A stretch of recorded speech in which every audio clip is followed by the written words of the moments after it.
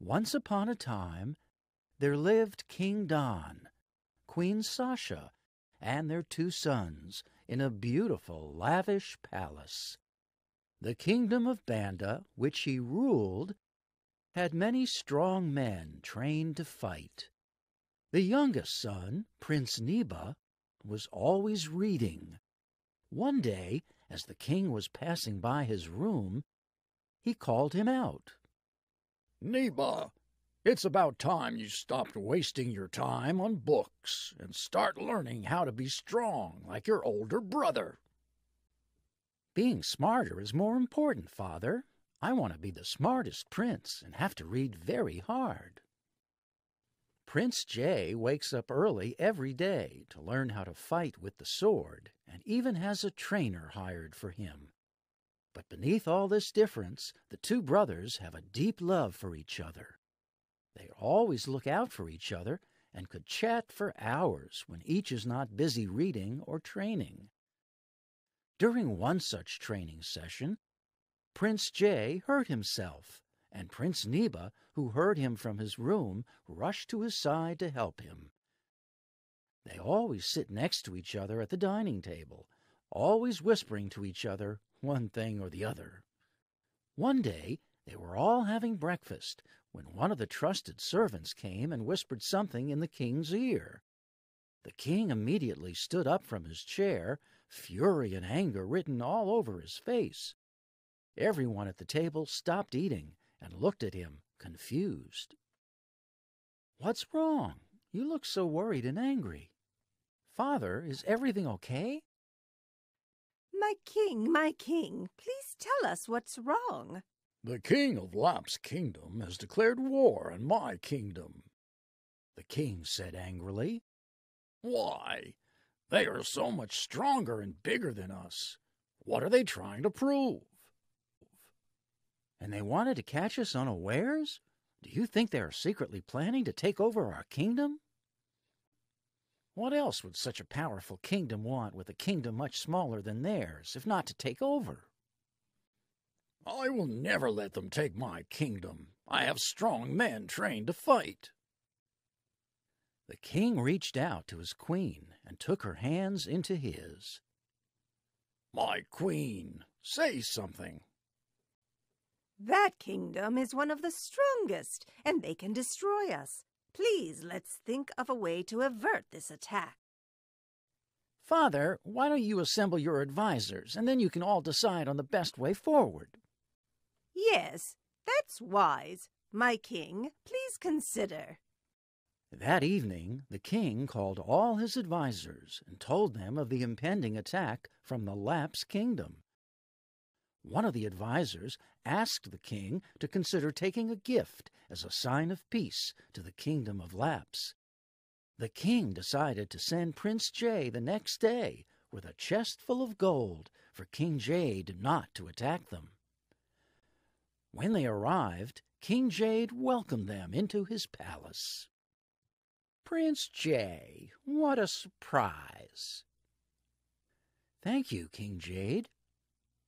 What can I do for you today? Or did you come to beg for your life?" Everyone in the room laughed with him, except Prince Jay and his 4 men. "No, King Don sent me with a chest full of gold and asked that you reconsider attacking our kingdom." One of Prince Jay's men came forward with the chest, placing it down in front of King Jade. One of his men opened it, revealing a magnificent gold view. The king was impressed. However, with an evil look on his face, he ordered 2 of his men to get hold of the prince, and the rest of them to surround the prince's 4 men. "Thank you very much for the gold. That was a good gesture, or should I say, a desperate gesture?" They burst out laughing again. "What are you doing?" the prince asked him, trying to break himself free.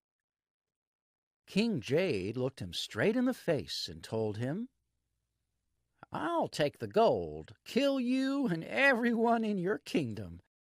King Jade never backs out of a plan."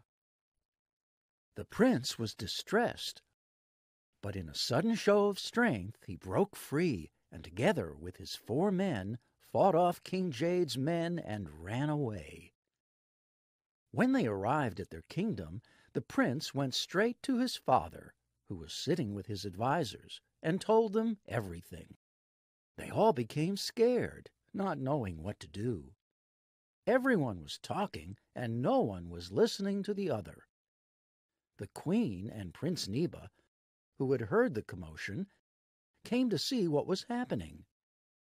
And on hearing that King Jade was adamant, they were shocked. "I have an idea. This kingdom is surrounded by a forest.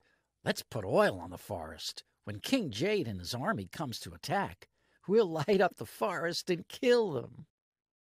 "What if they know of our plans? What if someone sees us pouring the oil and tells them?" "What if they attack earlier than expected before we pour the oil?" "What if it rains?" Obviously, everyone was agitated, but the king saw the wisdom behind the idea. He was pleased with his son, and for the first time, he understood what Prince Neba meant when he said reading is important, and being smarter is more important than being stronger. He finally understood that you may have the strongest men for battle, but without wisdom, which comes from reading hard, you will always be outsmarted. "That is the best idea I've heard in a long time. We cannot worry about things we can't control.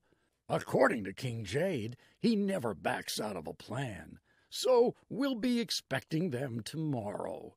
He'll most likely expect us to be armed and waiting for them, but the last thing on his mind is the brilliant plan the prince has come up with. So let's make it happen."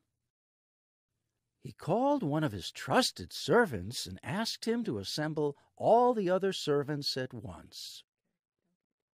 "I want the whole forest surrounding this kingdom covered with oil tonight, so let each one of you prepare for the task ahead." He assigned the trusted servant to oversee the whole process and report to him as soon as it was completed. He informs the king that the exercise is complete. "Now we are ready for them. Assemble all the strong men we have, and tell everyone to position themselves strategically. As soon as King Jade and his army are in the forest, everyone should throw a lighter into the forest." Just as they had promised, King Jade came with his army, advancing while looking around for anyone lying in wait. He was taken aback when he didn't see anyone, and thought to himself that maybe they all decided to take off. "What a bunch of cowards they are! Attack anyone in sight! When we're done, we are taking over this kingdom." He ordered his army to move forward. What he didn't know was the troop lying in wait, ready to light up the forest. As soon as they were in the middle of the forest, hell broke loose, as lighters were thrown from all directions, with each lighter starting a fire. King Jade and his army were caught unawares, and the horses they were riding threw their riders on the ground. They started running around as the fire consumed all of them. Even King Jade could not believe his eyes. Before he could tell his army to retreat, his horse threw him on the ground, onto the raging fire. There was nowhere to run, as they were right in the middle of the raging fire. King Don's men watched from a distance as the enemy was destroyed. The king himself was at his chamber's balcony. The screams that filled the air was evidence enough that they had won. "My smart prince helped us defeat the enemy." He couldn't believe that the one he had tried to discourage from reading ended up saving them with wisdom from that same reading. He called his trusted servant and asked him to assemble everyone, as he had something to tell them. Everyone must start reading for at least 1 hour each day, including me. Let me now introduce the next king of Banda Kingdom, Prince Neba. Prince Neba turned to his father and gave him a hug, surprised at his decision. "Father, thank you for trusting me, but I have to politely decline the throne. I've been studying to become a scientist. Prince Jay is the next king of Banda Kingdom." Prince Jay could not believe it and hugged his brother. "Now I understand why learning is so important." The king was amazed at his younger son's wisdom and looked at his older son. He put his hand on his shoulder and said, "My son, I have learned the importance of reading. Nothing can beat a smart mind. Start reading, my son. It will help you one day."